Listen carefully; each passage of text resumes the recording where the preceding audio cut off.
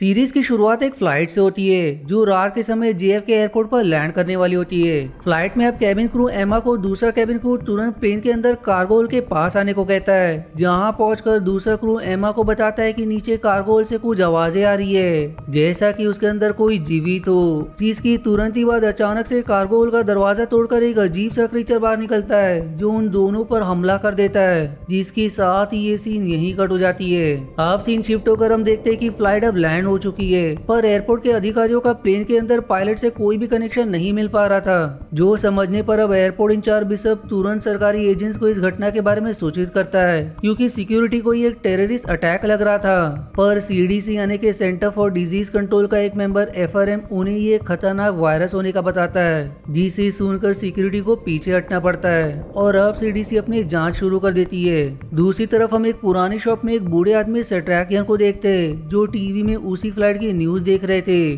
जिसकी तुरंत बाद वो अपने बेसमेंट में जाते और एक जार को देखते हुए बात करते कि दुश्मन वापस आ गए और इस बार पिछले बार से भी ज्यादा खतरनाक है। इधर एफआरएम और नोरा जो सीडीसी के मेंबर थे वो सूट पहनकर फ्लाइट के अंदर जाने के लिए तैयार हो जाते, जहां अंदर जाने पर वो सभी लोगों को अपने अपने सीट्स पर मरा पाते और उन लोगों के शरीर में कोई बाहरी चोट भी नहीं मिलती। जीसी के साथ उन्हें प्लेन के अंदर यूवी लाइट से देखने पर काफी अमोनिया मिलती है, पर वो इतनी भी खतरनाक नहीं थे कि सारे लोगों की मौत की वजह बन सके।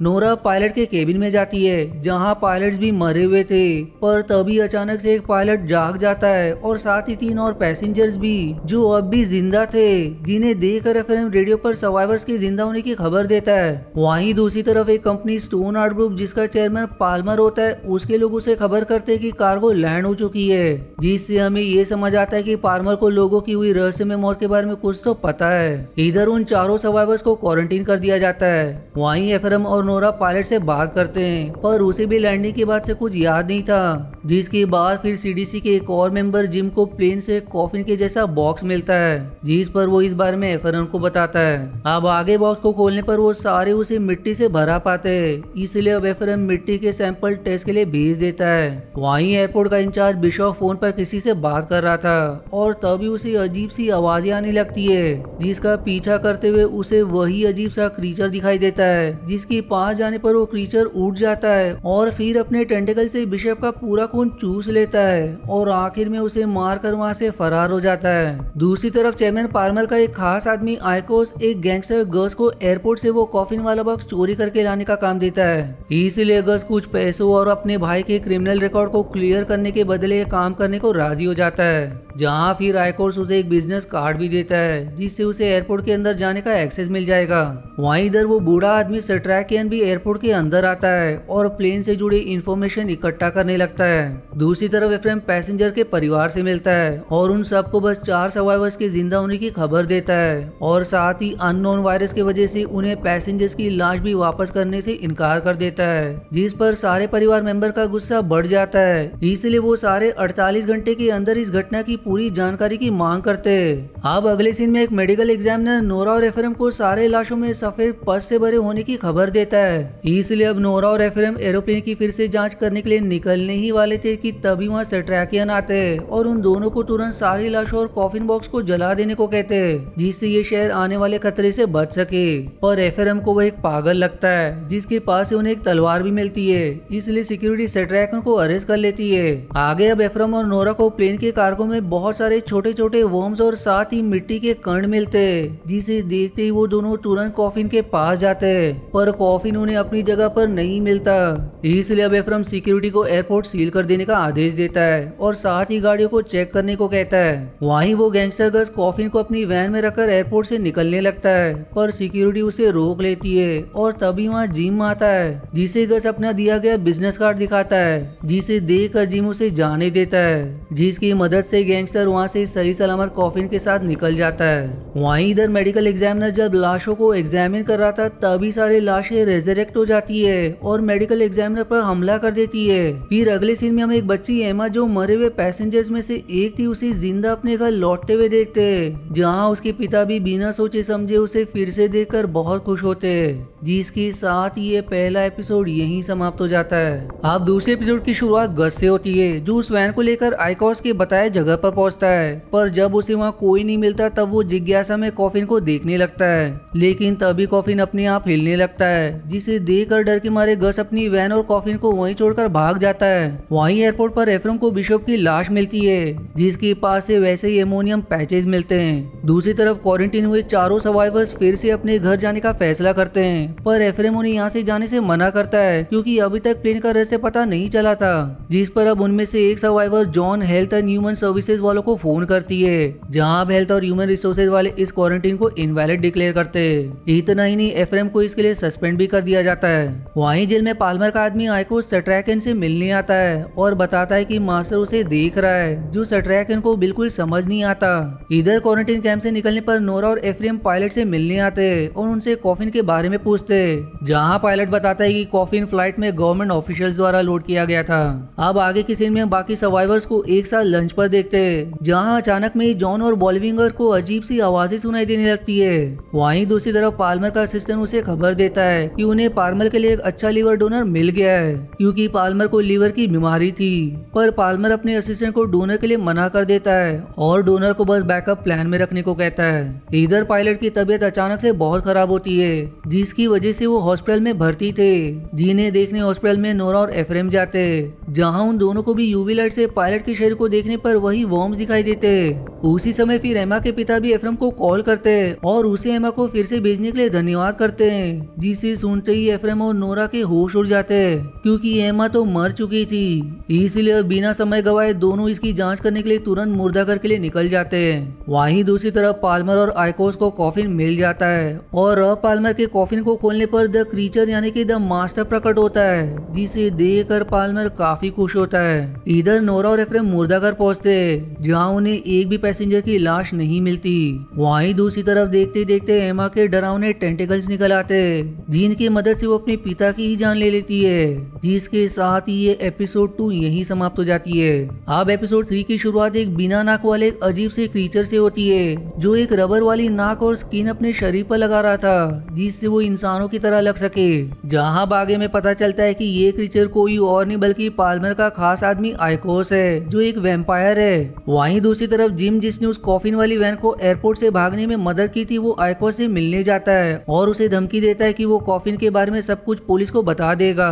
पर इसके बदले आइकोस उसे कुछ ड्रग्स और पैसे देता है, जिससे वो अपनी पत्नी का इलाज कर सके, जिसे कैंसर है। और अब अपने पत्नी के लिए जिम इस सौदे के लिए मान जाता है। दूसरी तरफ एक और सर्वाइवर एंसोल की तबीयत दिन ब दिन खराब हो रही थी। उसकी आंखें लाल हो गई थी, जिसके अब दांत फैंग्स में बदलना शुरू हो गए थे और साथ ही उसे एक बहुत ही तेज आवाज भी सुनाई देने लगती है। जहां आगे वो अपने फ्रिज के पास जाता है और वहां से कच्चा मांस निकाल कर खाने लगता है, जिसे ऐसा करते ही देख उसकी पत्नी देख लेती है, जो देख कर वो बहुत ही डर जाती है। वहीं अगले दिन सट्रैकन जेल से छूट जाते और जेल के बाहर नोरा को अपने लिए इंतजार करता हुआ पाते, जिसे देखते ही सट्रैकन उसे वापस से सारी लाशों और पैसेंजर ढूंढकर जला देने वाली बात कहता है। पर नोरा को ये बात अब भी समझ नहीं आती। अब आगे में एक पेस्ट कंट्रोल स्पेशलिस्ट वेसेली को देखते, जो एक अपार्टमेंट से रैट्स भगाने जाता है, जहां वो नोटिस करता है कि शहर के सारे रैट्स नदी के पास जा रहे हैं। दूसरी तरफ सट्रैकन भी अपने शॉप में जाते हैं, जहां एक हैकर आती है, जो उसे प्लेन के सारे पैसेंजर्स की लिस्ट देती है, जहां उसमें फर्स्ट पैसेंजर एमा थी। इसलिए सट्रैकन सारे पैसेंजर्स को मारने की मिशन पर निकल जाता है। उधर जिम, एफ्रेम और नोरा को हॉस्पिटल में पायलट कहीं नहीं मिलता, इसलिए वो तीनों पायलट को ढूंढने लग जाते हैं। जहां आगे जिम को पायलट बेसमेंट में खून से भरे हुए बैग्स पीता हुआ देखता है, जो अब जिम को अपने टेंटेकल से मारने ही वाला होता है कि तभी वहां नोरा और एफ्रेम आ जाते हैं। जहां एफ्रेम फायर एक्सटिंग्विशर की मदद से पायलट को मार डालता है, जिसके साथ ही एपिसोड 3 यहीं समाप्त हो जाती है। अब एपिसोड 4 की शुरुआत पिछले एपिसोड के समाप्त होने के ठीक बाद से होती है, जहां पायलट को मारने के बाद नोरा को सट्रैकन की बात याद आती है कि उसने सभी लाशों को जलाने के लिए कहा था, पर पायलट को जलाने से पहले एफ्रेम पायलट के शरीर की जांच करना चाहता था। दूसरी तरफ एंसोल की पत्नी एन मरी एंसोल के अजीब बर्ताव बर्ताव को देखकर अपने दोनों बच्चों को अपनी बहन के घर छोड़ने जाती है। पर बच्चों को छोड़कर फिर से घर आने पर एन मरी घर के बाहर अपने कुत्ते को मरा पाती है और फिर आगे अपने घर के बाहर वाले आउट हाउस में जाने पर वो वहाँ एनसोल को पाती है जो अचानक से उस पर हमला कर देता है। पर भाग्य से एनसोल ने पहले ही अपने आप को चैन से बांध कर रखा था ताकि वो किसी को नुकसान ना पहुंचा पाए। वहीं यहाँ पाल्मर और आइको से एक हैकर से मिलते जो उस हैकर को कुछ पैसे के बदले इंटरनेट को हैक करने के लिए कहते हैं। दूसरी तरफ हॉस्पिटल में नोरा और एफ्रेम पायलट के शरीर की जांच करते हैं और जिम उनकी वीडियो बनाने का काम करता है। जांच करते समय वो पायलट के शरीर के अंदर बहुत से बदलाव नोटिस करते हैं। साथ ही उसके शरीर से 6 फुट लंबे टेंटिकल्स भी मिलते हैं जिन सब के दौरान वो देखते कि पायलट ने अपना जेंडर भी खो दिया। अब ये देखकर जिम को अपनी गलती का अंदाजा हो जाता है जो तुरंत एफ्रेम को रिवील कर देता है कि उसी ने उस वैन को जाने दिया जिसके अंदर वो कॉफिन था। जो जानने के बाद एफ्रेम को जिम पर बहुत गुस्सा आता है जिसके बाद वो और नोरा गुस्से में वहाँ से चले जाते हैं। अब दूसरी सीन में हम एन मैरी को देखते हैं जो अपने मरे हुए कुत्ते को दफना देती है और फिर अपने एक पड़ोसी को अपने आउट हाउस में बंद कर देती है जिससे एनसोल का पेट भर सके। उधर स्टोन आर्ट कंपनी में पैल्मर की तबीयत अचानक ही खराब हो जाती है इसलिए डॉक्टर्स उसे तुरंत लीवर ट्रांसप्लांट की सलाह देते हैं। वहीं आगे नोरा और एफ्रेम एमा के घर जाते हैं जहां बेसमेंट में वो एमा को पाते हैं जो इन्फेक्टेड हो चुकी थी जो अपने टेंटिकल से उन पर हमला कर देती है। पर तभी वहाँ सेट्रैकियन आ जाता है जो अपनी तलवार से एमा का सिर धड़ से अलग कर देता है। पर तभी एमा के पिता वहाँ पहुंच जाते हैं जो खुद भी अब इन्फेक्टेड हो चुके थे जिन्हें देखते ही सेट्रैकियन अपनी तलवार से उनका गला भी काट देते जिसके बाद सेट्रैकियन नोरा और एफ्रेम को शरीर से निकलने वाले वर्म से दूर रहने का सुझाव देते। अब अपने सामने ऐसा भयानक मंजर देखते हुए एफ्रेम सेट्रैकियन के साथ उनके मिशन में जुड़ने के लिए राजी हो जाता है। पर नोरा किसी दूसरे सोल्यूशन की उम्मीद में उनका साथ नहीं देती जो चुपचाप वहाँ से चली जाती है जिसके साथ ही एपिसोड 4 यहीं समाप्त हो जाता है। अब एपिसोड 5 की शुरुआत होती है अगली सुबह से जहाँ सेट्रैकियन एफ्रेम को बताते हैं कि इन सब चीजों के पीछे एक एंशिएंट क्रीचर द मास्टर है जो एक वैम्पायर है जो अपने विक्टिम्स का खून पीकर उन्हें इन्फेक्ट करता है और मास्टर ने उन 4 पैसेंजर्स को इसलिए जिंदा छोड़ दिया जिससे वो और भी लोगों को इन्फेक्ट कर सके। वो अब एफ्रेम को अपना प्लान बताते हैं कि वो प्लेन के हर एक पैसेंजर को जलाने वाले जो अब तक इन्फेक्ट भी हो चुके होंगे जिसके बाद वो सबसे पहले एनसोल के घर के लिए निकल पड़ते। पर निकलने से पहले सेट्रैकियन एफ्रेम को एक सिल्वर गन देता है जिससे इन्फेक्टेड लोग कमजोर पड़ जाते हैं और उन्हें मारना आसान हो जाता है। उधर नोरा को कॉल आता है कि उसकी बीमार मां नर्सिंग होम से भाग गई थी पर उन लोगों ने उन्हें ढूंढ लिया लेकिन आखिर में वो नोरा को चेतावनी भी देते कि अगर अगली बार फिर से ऐसा हुआ तो उन्हें उसकी मां को वहां से निकालना होगा। वहीं एफ्रेम और सेट्रैकियन एनसोल के घर पहुंच जाते जहां उन्हें एनसोल की पत्नी अनमेरा मिलती है जिसे देखते ही सेट्रैकियन अपनी सिल्वर मिरर निकाल कर उसके चेहरे के सामने रख देते जिससे अगर एनमेरा इन्फेक्टेड होगी तो वो वाइब्रेट होगा पर ऐसा नहीं होता क्योंकि वो अभी तक इन्फेक्ट नहीं हुई है। अब इसके बाद एफ्रेम और सेट्रैकियन आउट हाउस जाते जहां एनसोल था जो अब इन्फेक्टेड एनसोल को देखते ही एफ्रेम अपनी सिल्वर गन से उसे शूट कर देता है और साथ ही उस पड़ोसी को भी जो कुछ ही देर में इन्फेक्ट होने वाला था और फिर दोनों मिलकर आउट हाउस को जला देते और अपने अगले मिशन के लिए निकल जाते।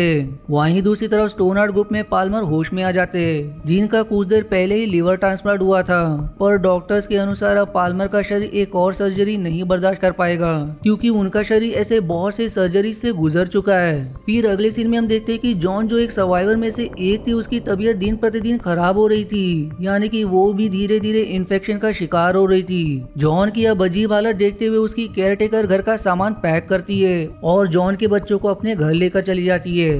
दूसरी तरफ पेस्ट कंट्रोलर वैसिलरी सोच में पड़ा हुआ था कि शहर के सारे चूहे नदी की तरफ क्यों जा रहे थे जो जानने के लिए वो अब एक अंडरग्राउंड टनल में जाता है जहाँ हर तरफ उसे अमोनिया के पैचेस दिखाई देते और तभी अचानक में कई वैम्पायर्स निकलकर उसके सामने आ जाते जिन्हें देखकर सहमा हुआ वैसिली तुरंत टनल से बाहर आ जाता है पर घाई घाई में वो टनल को बंद करना भूल जाता है लेकिन धूप की रोशनी की वजह से वैम्पायर्स अभी तो बाहर नहीं आ पाते।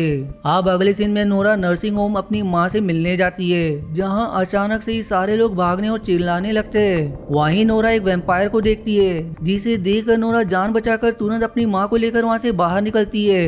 इधर एफ्रेम पायलट की वीडियो अपने बॉस को दिखाता है और तुरंत सारे पैसेंजर्स को क्वारंटीन करने का सुझाव देता है पर उसका बॉस ऐसा करने से मना कर देता है। वहीं जिम को अंदाजा हो जाता है कि पूरे शहर में इन्फेक्शन बहुत तेजी से फैल रहा है जो ऑब्जर्वेशन वो एफ्रेम से शेयर करता है और ये भी बताता है कि उसके बॉस के पास एफ्रेम की वीडियो है जिसमें वो पायलट के शरीर की जांच कर रहा है है जो गैर कानूनी है। इसलिए मुश्किल को देखते हुए जिम एफ्रेम को तुरंत यहाँ से भाग जाने को कहता है। जहाँ जाते जाते एफ्रेम अपना सिम कार्ड भी निकाल कर फेंक देता है ताकि उसे ट्रैक ना किया जा सके, जिसके साथ ही एपिसोड 5 यहीं समाप्त हो जाती है। अब एपिसोड 6 की शुरुआत आइकोस से होती है, जो अपने असली वैम्पायर के रूप में एक रूम में जाता है जहाँ पहले से ही एक आदमी जंजीर से बंधा हुआ था। आइकोस अब चैन की मदद से उस आदमी को अपनी तरफ खींचता है और फिर अपने टेंटेकल की मदद से उस आदमी का खून पी लेता है। दूसरी तरफ एफ्रेम की पत्नी कैली, जिससे उसका डिवोर्स हो चुका था, FBI के एजेंट्स उससे एफ्रेम के बारे में पूछने आते हैं पर उन्हें खाली हाथ लौटना पड़ता है। पर FBI एजेंट्स के जाते ही वहाँ एफ्रेम आ जाता है, जो कैली और अपने बेटे जैक से मिलकर कैली को जितनी जल्दी हो सके उतनी जल्दी जैक के साथ शहर से दूर जाने को कहता है। पर तभी कैली का बॉयफ्रेंड मैट वहाँ आ जाता है, जो FBI को बुला लेता है, जो अब सही समय पर पहुंचकर एफ्रेम को अरेस्ट कर लेते हैं। पर FBI के जाने के बाद कैली मैट पर बहुत गुस्सा होती है और उसे धमकाती कि मेरे परिवार के मैटर से दूर रहे। दूसरी तरफ सेट्रैकन अपने मिशन को पूरा किए जा रहा था, जहां उसने अभी तक बहुत से वैम्पायर्स को मार दिया था। वहीं इधर नोरा को जिम से एफ्रेम के अरेस्ट होने की खबर मिलती है, जिसके साथ ही नोरा के घर के बाहर भी FBI एजेंट्स पहुंच जाते, जो समझते ही नोरा अपने सामान के साथ पीछे के दरवाजे से भाग निकलती है। अब आगे एक टनल में आइकोस उसी गज से मिलने आता है जिसने कॉफिन को चुराया था, और इस बार वो उसे हॉस्पिटल के पायलट के शरीर को ठिकाने लगाने का काम देता है। पर इस बार गस ऐसा करने से मना कर देता है, लेकिन आइकोस की ताकत के आगे उसे उसकी बात माननी ही पड़ती है। वहीं इधर जिम अपने दोस्त के साथ पायलट के शरीर को हॉस्पिटल से चुरा लेता है और उसे नदी में फेंकने लगता है, पर उसका दोस्त गलती से बैग को खोल देता है, जिसके साथ ही पायलट के टेंटेकल्स उसे दिख जाते, जिसे देखकर वो काफी डर जाता है। वहीं पेस्ट कंट्रोलर वेसेली जब अपने ऑफिस जाता है तो वो देखता है कि उसके कलीग्स वैम्पायर में बदल चुके हैं, जिन्हें देखते ही वेसेली खिड़कियां खोल देता है, जिससे सारे वैम्पायर सूरज की रोशनी से जलकर मारे जाते हैं। यहाँ हेडक्वार्टर में एफ्रेम FBI एजेंट्स को शहर में चल रही घटना के बारे में बताता है, पर कोई भी उसकी बातों पर यकीन नहीं करता। इसलिए उन्हें यकीन दिलाने के लिए एफ्रेम उन्हें वो लाशें दिखाने ले जाता है, जहाँ ट्रैफिक में एफ्रेम को सड़क पर एक वैम्पायर दिखाई देता है, जो एजेंट्स भी देखकर चौंक जाते हैं। इसलिए वो ऑफिसर तुरंत उन वैम्पायर्स को मारने पड़ते, पर खुद ही उसका शिकार बन जाते, जिसे देखते ही एफ्रेम जान बचाकर वहाँ से भाग निकलता है। जहाँ से भागकर वो तुरंत सेट्रैकन के पास जाता है और उसके मिशन में फिर से जुड़ जाता है, जिसके बाद अब सेट्रैकन उसे अपनी बेसमेंट में ले जाता है, जहाँ पहले से ही नोरा और उसकी माँ थी, और इस बार नोरा भी उनका साथ देने को राजी हो जाती है, जिसके साथ ही एपिसोड 6 यहीं समाप्त हो जाती है। अब अगर आपको इसके आगे का पार्ट देखना है तो इसका लिंक आपको आई बटन या डिस्क्रिप्शन में मिल जाएगा, और अगर नहीं तो मैं इसे जल्दी पोस्ट करूंगा। मिलते हैं इसके अगले पार्ट के एक्सप्लेनेशन में, तब तक के लिए धन्यवाद दोस्तों। आशा है आपको मेरी एक्सप्लेनेशन पसंद आई। यदि हाँ तो प्लीज वीडियो को लाइक करना और चैनल को सब्सक्राइब करके सपोर्ट करना ना भूलें। मिलते हैं अगले एक्सप्लेनेशन वीडियो में, तब तक के लिए धन्यवाद दोस्तों।